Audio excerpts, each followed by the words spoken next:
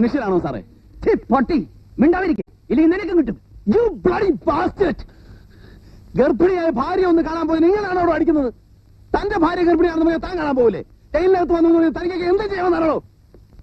എന്താ വിദ്യാസമ്പന്നൻ വളരെ ഗൗരവത്തിലാണെന്ന് തോന്നുന്നു. സാർ ഇത് കണ്ടോ സാറേ? ഇത്ര മനുഷ്യർ വാ തുറന്നാ നിന്റെ എല്ലായിടൊന്നും റാസ്കൽ.